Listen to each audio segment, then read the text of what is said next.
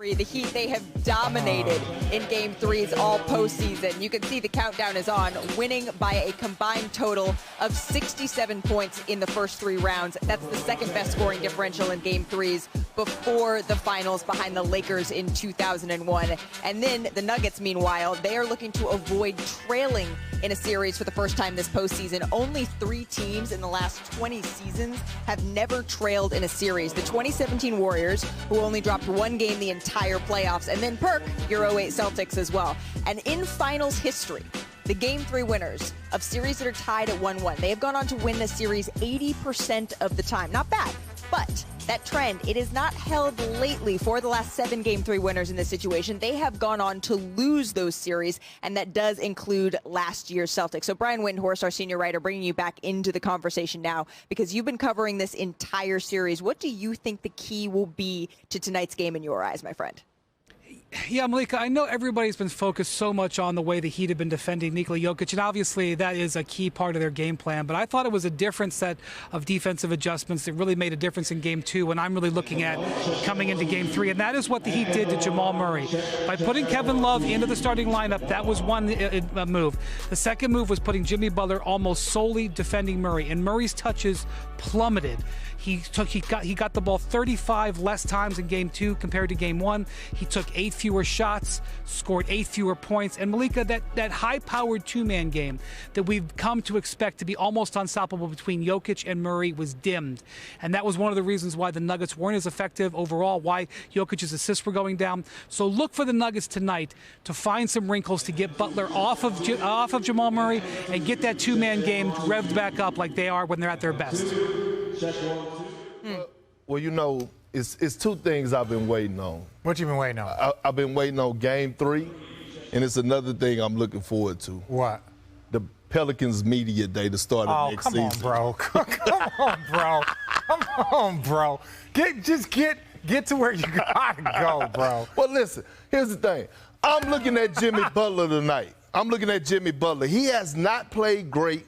I don't even think he's had a really good performance on the offensive end in this series, and it's tied 1-1. I'm looking for Jimmy to be playoff Jimmy. I know he keeps saying it's not a real thing, but damn it, it is. And I'm looking forward to watching him tonight. I believe he's going to set the tone, and the rest will follow. I think we will see the best version of Jimmy Butler offensively. He will have one of those iconic nights tonight, and the Heat will win Game 3. You know, for me, I'm trying to figure out which person is going to have a bigger impact. Is it MPJ or is it Caleb Martin? When I look at the numbers, Michael Porter Jr. is 3 for 17 from 3, 7 for 24 from the field. He is one of the most talented scorers, one of the most talented, gifted scorers that we've seen with his size and his shooting ability. He's got to shoot a better percentage. And when Mike Malone was talking about, hey, some of our offensive guys are allowing that to affect their defense, I'm not saying he was talking to Michael Porter Jr., but there's a lot of clips, and he's not shooting the ball particularly well. But Caleb Martin on the other side, he's just 2 for 10 in this series. So for me, I'm like, which one of these guys is going to step up and be that extra person for their team? Because both of those guys are going to be pivotal in this game. Well, Richard, it's not Perk, just... Is there anything else you're keeping your eye on? Yeah, it's a lot of things I'm keeping my eye on, Malika. It's not just, you know, the scoring, and it's nothing to do with Zion Williamson's trending. I spied something else from Game 2. You is all... I'm Kendrick Perkins, better known as Big Perk, and nothing gets past me. Freeze! Just when you thought it did get past me, there I am. I spy a problem. I spy it all. Carry the hell on.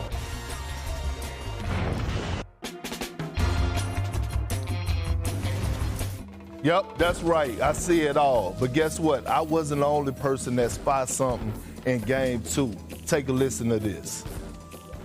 I showed 17 clips this morning, and they were just, every clip was a discipline clip, if you will, where I disciplined, whether it was game plan, whether it's personnel, whether it's defending without fouling, whatever it may be.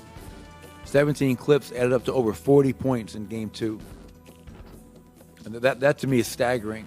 So what we can do better is just be a lot more disciplined in terms of the game plan, who I'm guarding, and most of that stems from communication.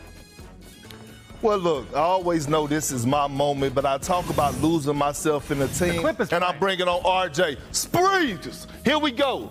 First play of the game, look at this miscommunication. Wide open 3 for Max Strus. Come on, RJ, I'm inviting you in. He was 0 for 10 at that point. All right, when do I yell freeze? Right. Freeze! There it goes. Okay, yeah. now watch this. This is a double step up. This is a double steps up. So you have 2 players. Miscommunication. Kevin Love gets a wide open 3. This was big. Denver was up 6 at that point. Here we go right here. Check this out. Look at Bam. He's signaling to go run a double. Freeze!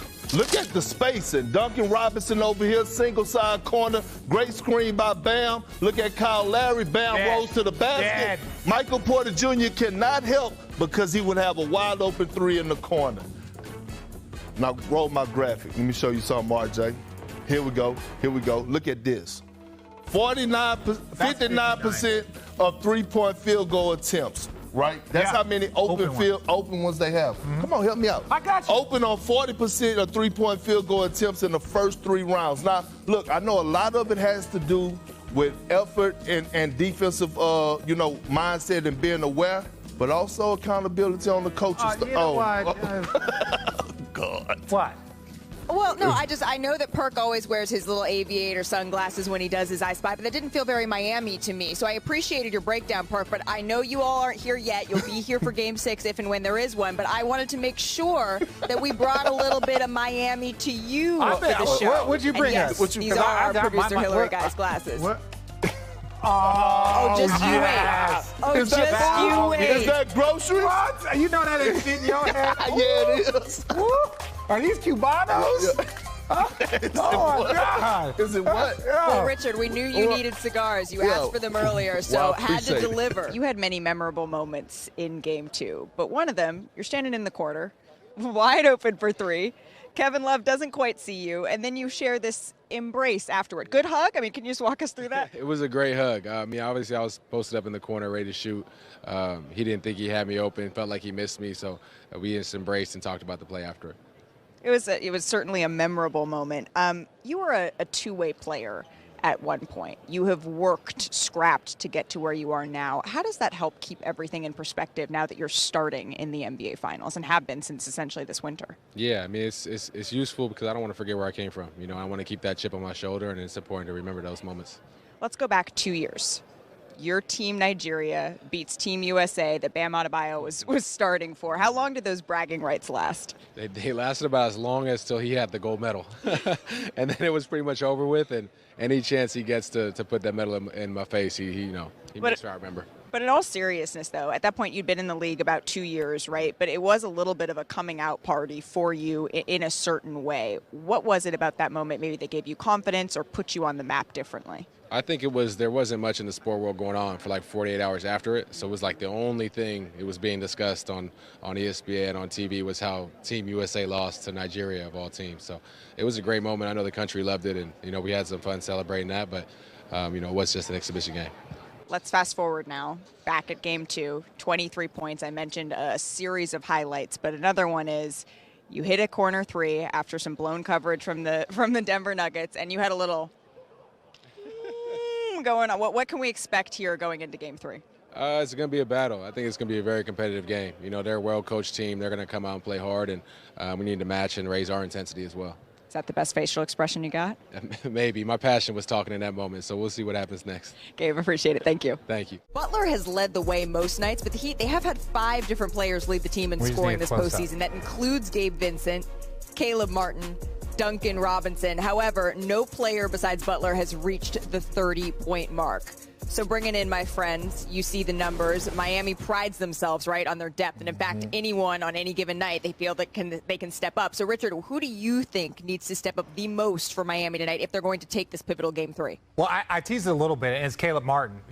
When you look at the Eastern Conference Finals, there was a lot of people that believed that he could have been the conference MVP.